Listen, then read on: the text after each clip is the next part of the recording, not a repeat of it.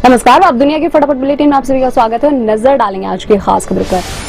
प्रधानमंत्री नरेंद्र मोदी ने एएनआई को दिए इंटरव्यू में कहा, विपक्ष हार का बहाना बनाने के लिए ईवीएम की बात करता है। कहा, हमारे फैसलों से किसी को डरने की कोई जरूरत नहीं।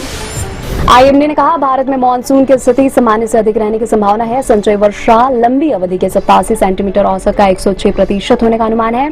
भारत में अच्छे मानसून से संबंधित लानीना की स्थिति अगस्त सितंबर तक सक्रिय होने की संभावना है। वार्षिक अमरनाथ यात्रा के लिए अग्रिम पंजीकरण सोमवार से शुरू। बड़ी संख्या में लोग निर्दिष्ट बैंक शाखाओं में पहुंचे।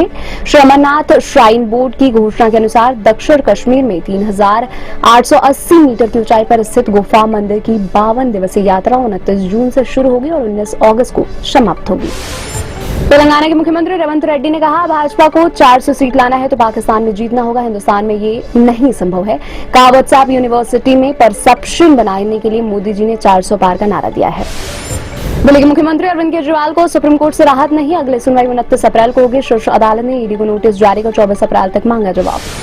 भारत के मुख्य न्यायाधीश डीवाई चंद्रचूड़ को 21 पूर्व जजों ने लिखी चिट्ठी। कहा, न्यायपालिका पर अनुचित दबाव का उल्लेख करते हुए जजों ने कहा, राजनीति और निजी लाभ से प्रेरित कुछ तत्व हमारी न्यायिक प्रणाली में जनता के विश्वास को कम कर रहे हैं। बीआरएस नेता के कविता को अदालत से बड़ा झटका। दिल्ली की रावत रेवेन्यू कोर्ट ने कविता को 23 अप्रैल तक के लिए न्यायिक हिरासत में भेजा। कविता ने कहा, ये सीबीआई कस्टडी नहीं बल्कि भाजपा की कस्टडी है।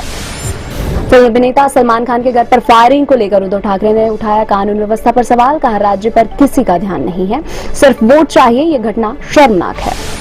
सलमान खान के घर पर फायरिंग मामले में गैंगस्टर लॉरेंस बिश्नोई से होगी पूछताछ। दिल्ली पुलिस लॉरेंस से पूछताछ के लिए गुजरात की साबरमती जेल जाएगी। ईरानी हमले के बाद क्या इसराइल पलटवार करेगा?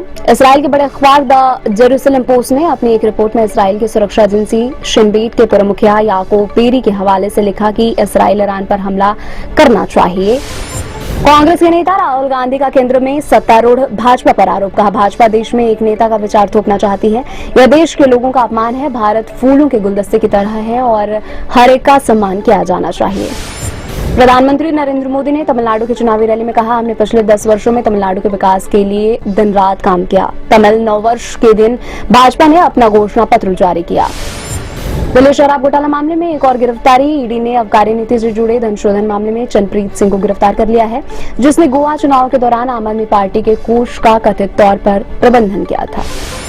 नागालैंड, मणिपुर, सिक्किम और त्रिपुरा के कांग्रेस प्रभारी चोडनकर ने कहा कि यह चुनाव भारत के भविष्य, हमारे संविधान और हमारे उन मूल्यों की रक्षा के लिए है जिन पर हम विश्वास करते हैं। कहा, देश का मूड बदल रहा है और लोग अब नरेंद्र मोदी के अच्छे दिन और झूठे वादों और गारंटी पर विश्वास नहीं कर रहे हैं।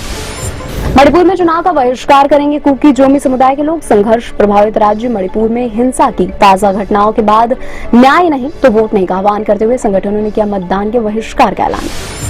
पश्चिम बंगाल की मुख्यमंत्री ममता बनर्जी की आयकर अधिकारियों को चुनौती। भाजपा के चुनाव चिन्ह वाले हेलीकॉप्टरों की जांच करके दिखाए।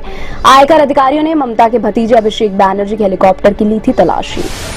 उत्तर प्रदेश में बरेली जिले के गांव मिलक रोठा में रेलवे के खंभे से पतंग उतारने के दौरान 2 बच्चों की मौत हो गई। रेलवे अधिकारी ने बताया कि पतंग लूटने के चक्कर में दोनों बच्चे ट्रेन की चपेट में आ गए थे।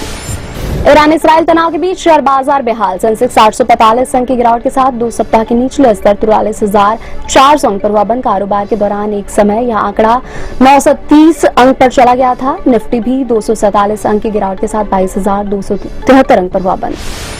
ईद पर रिलीज हुई मैदान और बड़े मियां छोटे मियां बॉक्स ऑफिस पर नहीं दिखा सके कोई कमाल। मैदान ने 4 दिनों में किया मात्र 22.22 करोड़ रुपए का कलेक्शन। बड़े मियां छोटे मियां का 4 दिनों में टोटल कलेक्शन रहा 40 करोड़ रुपए। पूजा हेगड़े ने मुंबई में खरीदा सपनों का घर। एक्ट्रेस ने बैंड्रा इलाके में खरीदा करीब 45 करोड़ रुपए कीमत का बंगला।